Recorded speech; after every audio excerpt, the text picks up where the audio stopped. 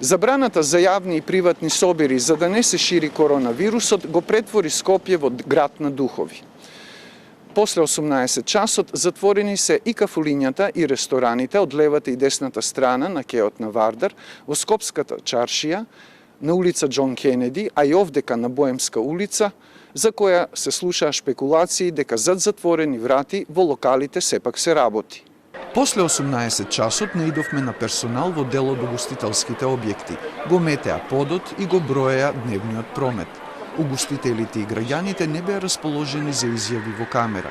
Оние малкуте што се одважија да зборуваат, ги поддржуваат мерките на владата, но бараат да се воведат уште построги мерки за да не се шири заразата со коронавирусот меѓу несовесните граѓани и да бидат обештетени за финансиските загуби што ќе ги претрпат.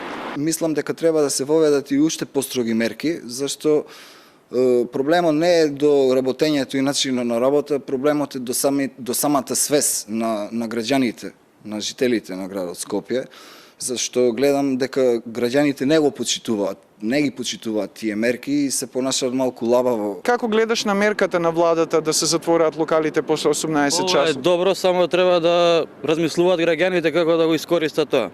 Да седат дома у карантин. Треба ли да се обештетат локалите кои ќе изгубат од профитот? Па да, нормално е тоа. На изгаснати светилки и на затворени врати со уредно известување до муштериите дека работат до 18 часот, за да не бидат казнати според кривичниот законник, наидовме и во фитнес центрите, игротеките и обложувалниците. Граѓаните тоа го оправдуваат. Ветерници има највеќе пациенти за игле. 80% не нас се фаќа. Пипни пари, пипни железо, фати за лице се фаќа коронавирус. Затоа. Подобро е вака. Подобро е вака, да.